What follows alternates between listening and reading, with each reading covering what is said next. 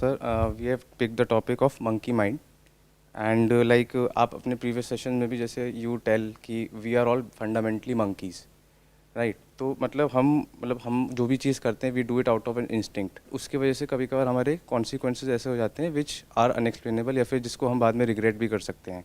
तो कैसे हम अपने माइंड को उस तरह से चैनलाइज कर पाएँ ताकि हमारे वो एफर्ट्स जो भी हमारे एक्शन है they have some constructive output instead of like something like जो हम ना चाहें।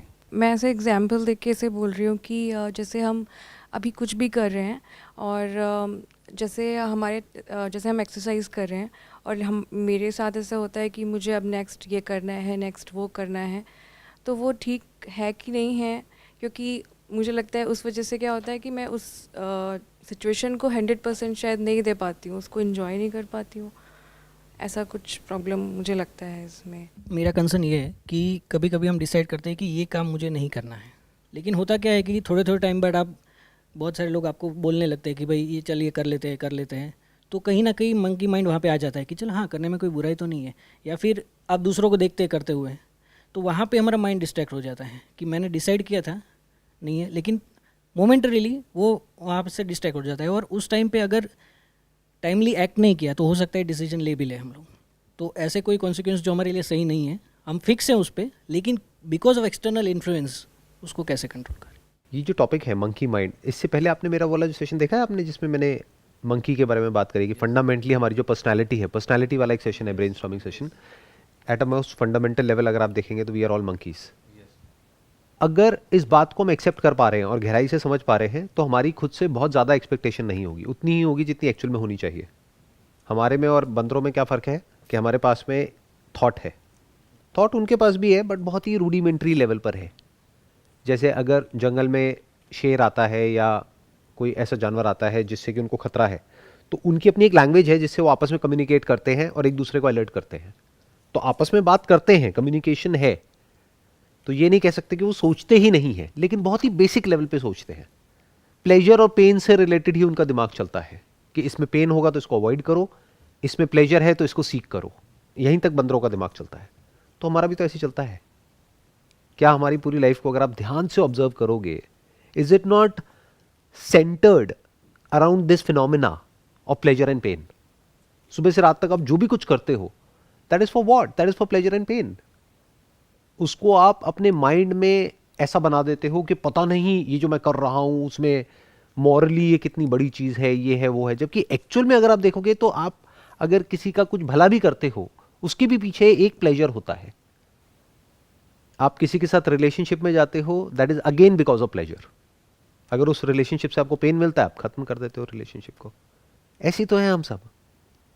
तो सबसे पहले तो अपने आप से उतना ही एक्सपेक्ट करो जितने कि हम एक्चुअल में हैं, तो प्रॉब्लम नहीं होगी। ये पहला स्टेप आ गया। अगर आपको ये लगने लग गया कि मेरा जो थॉट है दैट इज ऑल पावरफुल, कि मैंने अगर एक बार सोच लिया तो अब मेरा माइंड उस पर स्टिक हो जाएगा और अब दुनिया इधर की उधर हो जाए, मेरे माइंड में और कुछ आएगा ही नहीं, तो ऐसे इंसान को बेवकूफ कह सकते हैं, समझदार नहीं कह सकते। Because doubt is the sign of intelligence. हर चीज के बारे में ओपन रहना, that is sign of intelligence. कुछ लोग होते हैं जो बहुत ही ज्यादा रिजिड होते हैं अपनी लाइफ को लेकर के। ऐसे लोगों के साथ किसी को रहना अच्छा नहीं लगता है, जिसको बोलते हैं ना हिंदी में लकीर के फकीर। अच्छे लगते हैं ऐसे लोग। ऐसे लोग अच्छे लगते हैं ना जो अपनी लकीरें शिफ्ट करते रहते हैं। तो इस टॉपिक के दो एस्पेक्ट्स हैं, एक है फिजिकल, एक है साइकोलॉजिकल। पहले फिजिकल को अच्छे से समझ लेते हैं। फिजिकल में प्रॉब्लम क्या है कि आज की डेट में हम सबकी जो डाइट है, जो भी ये 5 कंपोनेंट्स है जिसके कि हम बने हैं, धरती जल अग्नि वायु आकाश, इस सब में मिलावट है। ना तो आपको अच्छा खाने को मिल रहा है, ना पीने को मिल रहा है, ना अच्छी हवा है, कुछ भी प्योर नहीं है। तो आप ये कैसे एक्सपेक्ट कर सकते हैं कि बॉडी ठीक से काम करेगी? Body is nothing but food. Food ही तो है ये। You don't need medicine, you need food which works as medicine. अगर फूड अच्छा खाने लग जाए तो। बट अच्छा फूड है कहां? फूड में मिलावट है, क्योंकि ग्रीड है, वो आदमी की नस नस में दौड़ रही है, आदमी औरत व्हाटएवर। साफ सुथरा ना खाने को है, ना पीने को है, ना सांस लेने को है। तो फिजिकली प्रॉब्लम आनी ही आनी है, इसको तो एक्सेप्ट ही कर लो। तो there is a strong possibility कि आप जिसको साइकोलॉजिकल समझ रहे हो वो फिजिकल हो सकता है। यानी हो सकता है ब्रेन में कुछ ऐसे केमिकल्स हैं या बॉडी में कुछ ऐसे हार्मोन्स हैं जो होने चाहिए रिलीज, और वो नहीं हो रहे हैं। तो उसमें आपको किसकी हेल्प चाहिए? उसमें बातें काम नहीं आएंगी, उसमें बैठ करके अपने आप को कंट्रोल करना, ये करना वो करना, वो सब काम नहीं आएगा। तो you need to go to a psychiatrist. एक डॉक्टर के पास में जाना है, वो अच्छे से डायग्नोस करेंगे और वो समझेंगे क्या प्रॉब्लम है, उसके अकॉर्डिंग जो डेफिशिएंसीज हैं उसके अकॉर्डिंग वो मेडिसिन देंगे और आपको बताएंगे कि अब आपको क्या करना है क्या नहीं।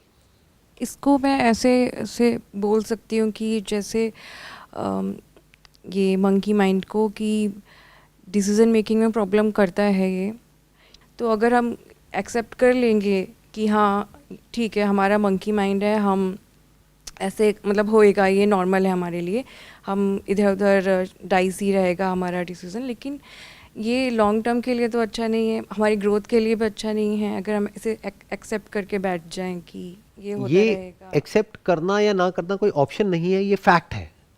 आपने ये टॉपिक चूज किया, इसका मतलब यही है कि माइंड जो है उसकी धज्जियां उड़ी हुई है, माइंड में कुछ भी चलता रहता है। तो इसको आप चाहे एक्सेप्ट करें या ना करें, दैट इज अ फैक्ट। जैसे आग में हाथ लेकर के जाओगे तो हाथ जलेगा, इसको आप चाहे एक्सेप्ट करें या ना करें, ये चाहे आपके लिए अच्छा है या बुरा है, बट फैक्ट इज फैक्ट। तो सबसे पहले तो फैक्ट को फैक्ट की तरह देखो। आई एम नॉट सेइंग कि इसको एक्सेप्ट कर लो और यहीं पे रुक जाओ। मैं ये कह रहा हूं पहले तो इस सच को देख लो कि ऐसा हमारा माइंड है। At a psychological level there is lot of suffering that is there is lot of disorder, there is lot of chaos. Mind बिल्कुल भी स्टेबल नहीं है। एक सेकंड में कहीं होता है, अगले सेकंड में कहीं और होता है। एक सेकंड में कुछ अच्छा लग रहा होता है, अगले सेकंड में बुरा लग रहा होता है। एक मिनट में लगता है कि इसके साथ रहना है पूरी जिंदगी, अगले मिनट में लगता है छोड़ो इसको। जॉब एकदम अच्छी लगने लग जाती है, एक दिन ऐसा लगता है इससे बढ़िया तो लाइफ ही नहीं है, अगले दिन ऐसा लगता है लाइफ ही बेकार है, लाइफ को ही खत्म करो। ऐसा होता है या नहीं होता है? तो I am saying it's not an option, it's a fact. Let's look at it as it is. जब आप इसको देख लेंगे अच्छे से, अब हम उसकी रूट कॉज को समझने की कोशिश कर रहे हैं। पहले तो आप ये एक्सेप्ट करो कि प्रॉब्लम है माइंड के लेवल पे। अगर आप ये कहते हो कि कोई प्रॉब्लम ही नहीं है तो बात ही खत्म हो गई, फिर तो ये टॉपिक ही बेकार हो गया। बट इफ यू से and you can see, not just saying it, but if you can see that कि माइंड के लेवल पे क्या इश्यूज हो रहे हैं, देन कम्स द क्वेश्चन कि इसका सोल्यूशन क्या है। पहले प्रॉब्लम को समझते हैं, फिर सोल्यूशन पे आते हैं। तो प्रॉब्लम मैंने क्या कहा, आज की डेट में जो एक बहुत बड़ी प्रॉब्लम है वो है फिजिकल। इसको हम अंडर एस्टिमेट नहीं कर सकते। तो there is a strong possibility कि वो लोग जो अभी मुझे वीडियो में देख रहे हैं वो साइकोलॉजिकली अपनी प्रॉब्लम को सॉल्व करना चाह रहे हैं, यानी मेरी वीडियोस को देख करके या कहीं किसी से बात करके या कुछ भी उल्टा सीधा करके। बट हो सकता है उनको ज़रूरत है एक साइकेट्रिस्ट की, एक प्रोफेशनल डॉक्टर की, जो कि डायग्नोस करे कि उनकी प्रॉब्लम एक्चुअल में क्या है, वेदर इट इज़ फिजिकल और साइकोलॉजिकल। और ये प्रॉब्लम टाइम के साथ साथ बढ़ने वाली है, बिकॉज बॉडी और माइंड दो अलग अलग चीज़ें नहीं है। ये मत समझो कि बॉडी अलग है माइंड अलग है। अरे बॉडी इज माइंड। ब्रेन में आपके कुछ पर्टिकुलर केमिकल्स रिलीज होने चाहिए, अगर वो रिलीज नहीं होते हैं प्रॉपर्ली तो आपको बुरा फील होने लग जाएगा, आपको सब कुछ ही बुरा लगने लग जाएगा। और आपको लग रहा है कि मुझे बुरा इसलिए लग रहा है क्योंकि ऐसे थॉट्स आ रहे हैं, और ऐसे थॉट्स आएंगे तो और बुरा लगेगा, तो वो एक साइकिल बनती है। तो अगर ये 1-2 महीने तक 3 महीने तक इस तरह के थॉट्स आते हैं, जैसे किसी के माइंड में मान लो सुसाइडल थॉट्स आ रहे हैं और उसको यही नहीं पता है कि क्यों आ रहे हैं, या पता भी है तो वो स्टेट बनी हुई है, या तो है 1-2 बार वो थॉट आया चला गया, दैट्स ओके। बट अगर वो आया और वो बना ही हुआ है तो a person should immediately consult with a doctor. ये बात उसको खुद भी समझनी है और उसकी फैमिली को भी समझनी है। फैमिली ना भी समझे तो उसको खुद तो समझनी ही है, मेडिकेशन लेनी है। That is one very important to understand. क्योंकि हम जो यहाँ पे लोग हैं, हमारे माइंड में प्रॉब्लम क्या है कि कोई भी, जैसे अगर आपका पेट खराब होगा आप डॉक्टर के पास जाओगे तो आपके घर वालों को कोई दिक्कत नहीं है, बट अगर ब्रेन के लेवल पे कोई प्रॉब्लम होगी डॉक्टर के पास जाओगे तो क्या कहेंगे, आप पागल हो गए हो। तो वो खुद पागल है, क्योंकि उन्हें पता ही नहीं है कि ब्रेन के लेवल पे प्रॉब्लम्स क्या हैं आज की डेट में और किस लेवल पे है। क्योंकि उन्होंने कभी फेस नहीं करी तो उन्हें लगता है कि आप भी फेस नहीं करोगे। टाइम बदल चुका है। उनके टाइम पे आज से 20-30-50 साल पहले इस हद तक मिलावट नहीं थी हर चीज में, इस हद तक पोल्यूशन नहीं था। दिल्ली जहां पर अभी हम बैठे हैं, that is one of the most polluted cities in the world. दिन की डायरेक्टली या इनडायरेक्टली हम 20-30 सिगरेट पी रहे हैं। क्या सब कुछ ठीक रहेगा? बिल्कुल ऐसा है कि अगर आपके हाथ पे कुछ गर्म लगाएंगे तो जलेगा ना, जलेगा तो वहां पे निशान पड़ेगा ना, दर्द होगा ना, जलन होगी ना। अब आपको लग रहा है नहीं नहीं ये साइकोलॉजिकल है, मैं माइंड से इसको कंट्रोल कर लूंगा। अरे वो माइंड से कंट्रोल करने वाली चीज नहीं है, वो फिजिकल है। उसके लिए दवाई की ज़रूरत है, आपको एक पेन किलर की ज़रूरत है और उस पर कुछ मेडिकेशन लगाने की ज़रूरत है, तब वो ठीक होगा। अब आते हैं दूसरे एस्पेक्ट पे, विच इज़ साइकोलॉजिकल। पहले तो सबसे पहले मैं आप तीनों से पूछना चाहूँगा, क्या कोई प्रॉब्लम है साइकोलॉजिकली? क्या माइंड स्टेबल रहता है, एक जगह पे टिका रहता है? सो माइंड डेफिनेटली स्टेबल तो नहीं रहता है, मतलब बिकॉज बाय नेचर माइंड ऐसा है कि it has to move from one state to another. Like उसमें कुछ ना कुछ थॉट्स कंटिन्यूसली आते रहते हैं, मतलब हमारे अंदर थॉट्स ऐसे आते रहते हैं जो जिस टाइम पे नहीं आने चाहिए। लाइक जैसे हम कोई ऑफिस का अपना कुछ काम कर रहे हैं, हम एक फोकस करके उसको करना चाह रहे हैं, बट समवेयर कुछ अलग थॉट ऐसा आ गया जिससे वो हमारा काम इम्पैक्ट हो गया। मतलब डे टू डे रूटीन है, मतलब अगर वो इम्पैक्ट हो रहा है तो वो चीज़ हमारी ना हो पाए, तो उसके लिए हम मतलब क्या कर सकते हैं। ये तो बेसिकली क्या हो गया कि हम एक काम कर रहे हैं, बार बार हमारे माइंड में कोई थॉट आ रहा है, वो भी थॉट तब आता है जब कोई प्रॉब्लम चल रही है लाइफ में। फॉर एग्जांपल हेल्थ से रिलेटेड प्रॉब्लम है तब थॉट्स आते हैं, घर में लड़ाई झगड़ा हो गया तब ऐसे थॉट्स आते हैं, कोई एक्चुअल में फाइनेंशियल प्रॉब्लम है तब थॉट्स आते हैं। जब कुछ नहीं हो रहा होता है तो हम अपने कंफर्ट जोन में होते हैं, नॉर्मल अपना काम चल रहा होता है। तो ये कोई बहुत बड़ा इशू नहीं है, ये तो सबके साथ होगा ही। मतलब ये तो बिल्कुल ऐसा है कि अगर कोई प्रॉब्लम होगी तो उससे रिलेटेड थॉट्स आएंगे ही ना। दांत में दर्द होगा तो दांत से रिलेटेड थॉट्स आएंगे ही ना, दर्द से रिलेटेड। ऐसा कैसे हो सकता है वो ना आए? But I am talking not at a surface level, I am talking at a very deeper level, कि फंडामेंटली क्या आप देख पा रहे हो कि माइंड के लेवल पे क्या इशू है, या कोई इशू है भी या नहीं है? सर इशू तो डेफिनेटली है, बट वो समझ नहीं पा रहे हैं, मतलब कि एग्जैक्टली मतलब उसको उस डेप्थ में जाके हम उसको कैसे मतलब उसको निकाल मतलब देख पाएँ। द प्रॉब्लम इज कि we are ignorant of the fact कि डीप विद इन साइकोलॉजिकली किस लेवल के क्या क्या इश्यूज है। वो तब पता लगता है जब वो सिचुएशन आती है और सब कुछ आउट ऑफ कंट्रोल हो जाता है, तब पता लगता है कि किस में कितना दम है। उस वक्त जब वो टाइम आता है, जब सब कुछ ठीक चल रहा होता है, तब कोई दिक्कत नहीं है। आप बताइए, आपके क्या थॉट्स हैं इसके बारे में? मेरे साथ होता है कि कभी कभी मुझे पता नहीं बहुत अच्छा लगता है कि कॉन्फिडेंस सब रहता है, एकदम से सेल्फ डाउट हो जाता है कि मैं जो कर रही हूँ वो सही है कि नहीं। सेल्फ डाउट तो होगा ही। It is a sign of intelligence कि जो हम कर रहे हैं उसमें हमको डाउट होता है। जैसे एक टेररिस्ट है, उसके माइंड में कभी डाउट नहीं होता कि मैं जो कर रहा हूँ वो सही है गलत है। तो जो भी आप कर रहे हो उसके प्लस माइनस है, ना करने के भी प्लस माइनस है। जैसे ही आप कुछ करोगे और आप अगर इंटेलिजेंट हो, यानी कि आप एक सिचुएशन की हर साइड को देख सकते हो, नैरो माइंडेड नहीं हो कि बस एक ही तरीके से चल रहे हो। जैसे घोड़ा होता है, उसके यहाँ पे वो लगा दिया, अब वो ना लेफ्ट देख रहा है ना राइट देख रहा है, सीधा सीधा चल रहा है, तो उसको कोई डाउट भी नहीं आ रहा, उसके माइंड में कोई कंफ्यूजन भी नहीं है, वो सीधा सीधा चलता रहेगा। तो self doubt is not a problem. Because of this self doubt थोड़ी बहुत एंजाइटी ट्रिगर हो गई, that is not a problem. I am asking at a deeper level, is there any problem? Can we see that? Not able to see any problem at a deeper level, but there is a problem at surface level, that whenever I try to meditate, I mean when I sit, not able to sit more than 5 minutes. But then, as I've heard in your session, ki being present at any moment is meditation. So that is fine whenever I'm taking any session or taking any trainings, or whenever I'm preparing any content, then I'm present, fully present. So if meditation is being present, then why do we need to sit in the meditation holding our breath? And if I sit there, then the monkey mind comes in. अगर आप actual में समझना चाहते हो ना कि problem क्या है माइंड के लेवल पे, या ये मंकी माइंड एक्चुअल में क्या है, तो आपको बैठना पड़ेगा। You have to sit for hours at one place without doing anything, तब आप इस प्रॉब्लम की इंटेंसिटी को समझ सकते हो, वरना तो समझ ही नहीं सकते। और यही प्रॉब्लम है, we are ignorant of the fact कि एक्चुअल में कहानी चल क्या रही है। और जब तक पता लगता है तब तक बहुत देर हो जाती है, फिर ये बातें काम नहीं आती है। डीप विद इन एक लोनलीनेस है, आई एम नॉट श्योर कभी आपने उसको फील किया है या नहीं किया है। बोर्डम है, मीनिंगलेसनेस है, रेपिटेटिव एक रूटीन है जो गोल गोल गोल गोल घूम रहा है। बहुत कुछ लाइफ में ऐसा करना पड़ रहा है जो हम नहीं करना चाहते हैं। फियर है, रेस्टलेसनेस है।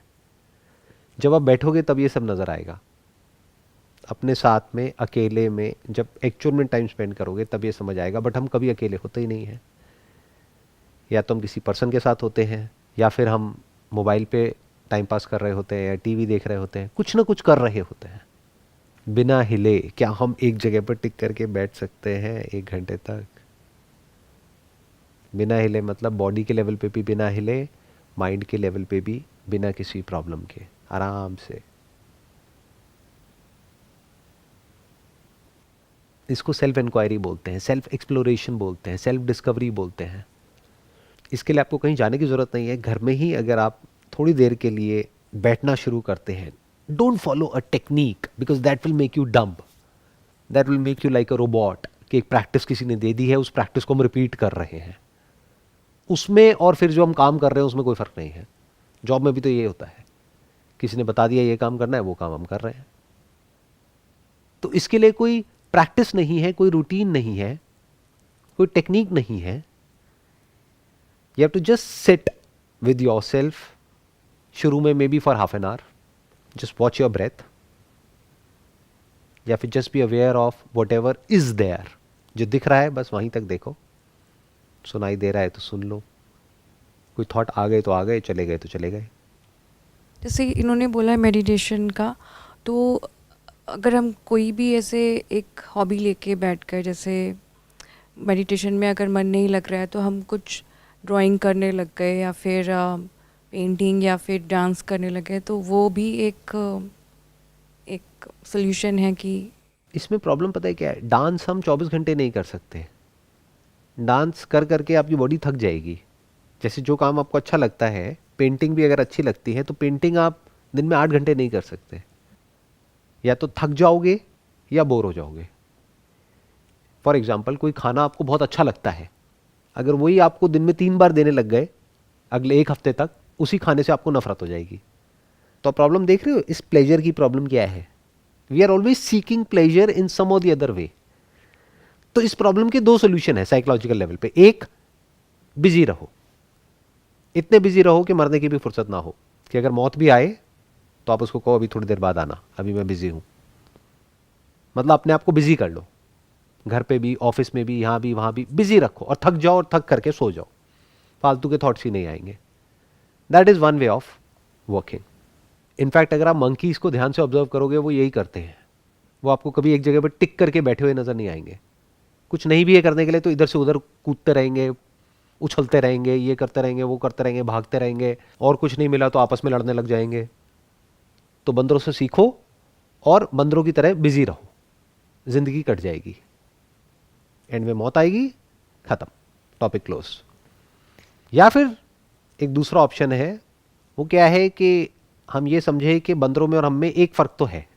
वो क्या है कि हमारे पास में थॉट है, हम चीज़ों को समझ सकते हैं, बंदर नहीं समझ सकते, क्योंकि समझने के लिए लैंग्वेज चाहिए, नॉलेज चाहिए, इंफॉर्मेशन चाहिए, जिसका एक्सेस बंदरों के पास में नहीं है, हमारे पास में है। तो अपनी उस पावर को अगर आप यूज करते हो, यानी माइंड को, थॉट को, अपनी अंडरस्टैंडिंग को, उसको यूज करते हो ये समझने में कि दुनिया क्या है, तो आप वही कर रहे हो जो बाकी सब कर रहे हैं। उसको समझोगे तो क्या कहेंगे कि आप नॉलेजेबल हो उस पर्टिकुलर टॉपिक में। उस नॉलेज से क्या होता है, डिग्री मिलती है, डिप्लोमा मिलता है, सर्टिफिकेशन मिलता है, उसके बेस पे आप जॉब करते हो या अपना कोई काम करते हो, आपको पैसे मिलते हैं। पैसे से क्या होता है, पेट भरता है। इस मामले में बंदर हमसे बेटर है। उन्हें बिना अपना ये सब टॉर्चर करवाए, यानी बिना स्कूल के, बिना कॉलेज के ही अपना पेट भर लेते हैं और बढ़िया जीते हैं पूरी जिंदगी। तो हम बंदरों से भी गए गुजरे हैं, अगर हम ऐसे ही जिए और ऐसे ही मरे तो। दूसरा ऑप्शन क्या है कि ये जो नॉलेज है उसको हम समझे कि नॉलेज किस किस तरह की होती है। 2 तरह की होती है। एक होती है दुनिया की knowledge, knowledge of the universe, knowledge of objects, knowledge of the world. दूसरी एक तरह की नॉलेज होती है, वो है नॉलेज ऑफ द सेल्फ।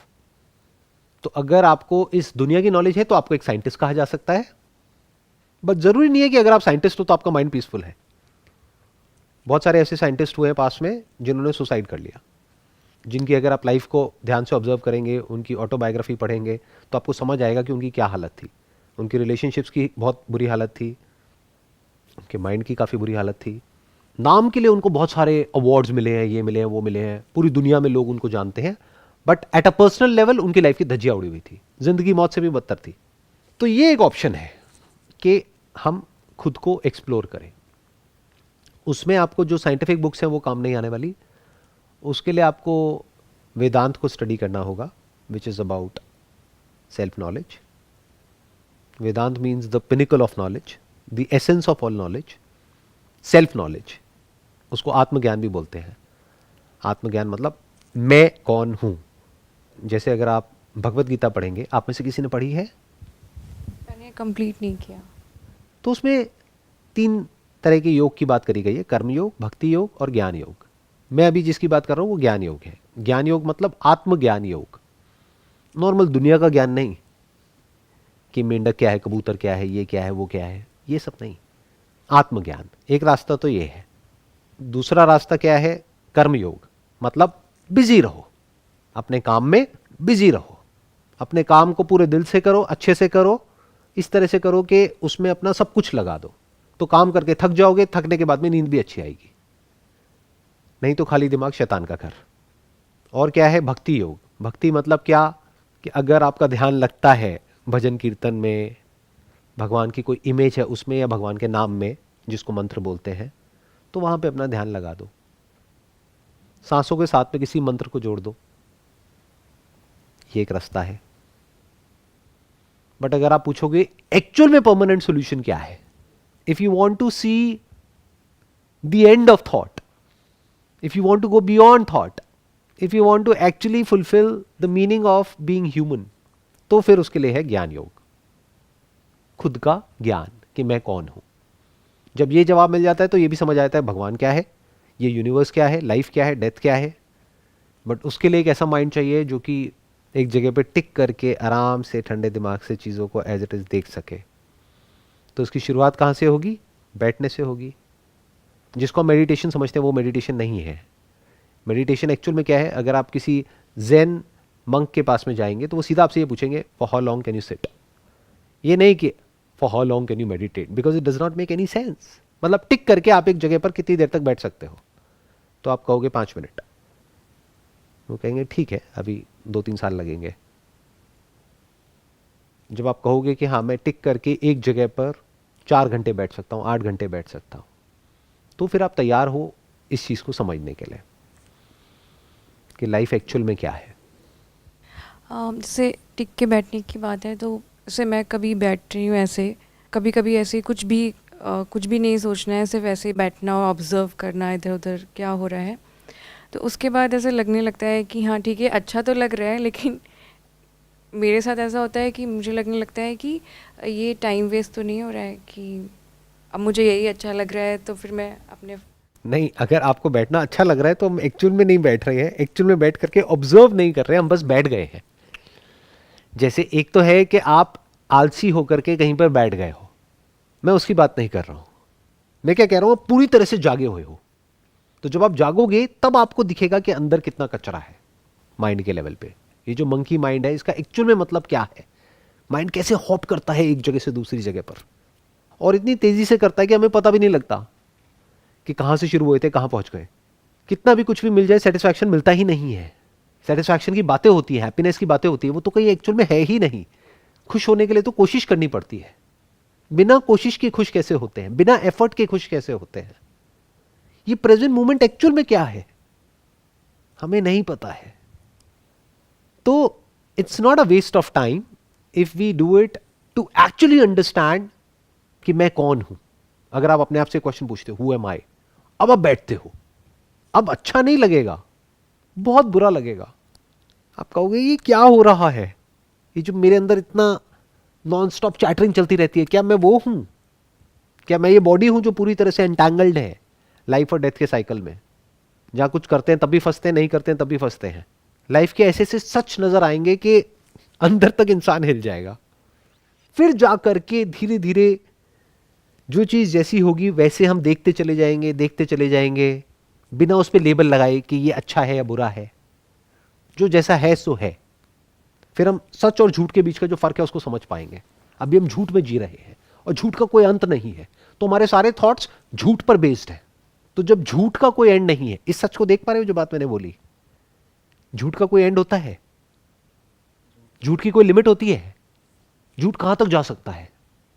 झूठ इमेजिनेशन पे टिका है, तो इमेजिनेशन की कोई लिमिट है? कहां तक सोच सकते हो? हम ऐसी तो जी रहे हैं। यहां पर ये जगह देख रहे हो, ये जो मेरा हाथ है यहां पर ना सक्सेस है। ये सच है झूठ है? झूठ है ना। बट हम ऐसे ही जी रहे हैं।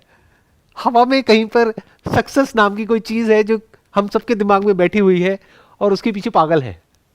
तो झूठ में जी रहे हैं हम। ये देखो खुशी, ये रही, ये रही, ये रही, यहां आओगे ना तो खुशी मिलेगी। है कोई खुशी यहां पर? सक्सेस है, हैप्पीनेस है, सेटिस्फैक्शन है, कंटेंटमेंट है लाइफ में कहीं भी? तो हम झूठ में जी रहे हैं। तो झूठ का कोई अंत नहीं है। तो जब झूठ का अंत नहीं है तो ये जो माइंड है, थॉट्स हैं, इसका कोई अंत नहीं है। कुछ भी आ सकता है आपके माइंड में, उसमें जाके किसी भी हद तक आप एंटैंगल्ड हो सकते हो। लेकिन सच जो होता है वहां पर इमेजिनेशन के लिए कोई जगह नहीं होती है। जैसे सोफा है, अब इसमें क्या इमेजिन करोगे, क्या बोलोगे, क्या करोगे? एंड हो गया ना, this is the end of thought. अब आप एक्चुअल में थॉट से फ्री हो, अब इस मंकी माइंड से आप फ्री हो। नहीं तो कोई भी एक्सरसाइज कर लो, चाहे माइंड के लेवल पे चाहे फिजिकली, कहीं भी चले जाओ, कुछ भी कर लो, इससे नहीं बच पाओगे। I hope that sums up the entire conversation या डिस्कशन जो भी हमने आज इस ब्रेनस्टॉर्मिंग सेशन में करी। Wish you all the very best. It was pleasure meeting you and pleasure talking to you.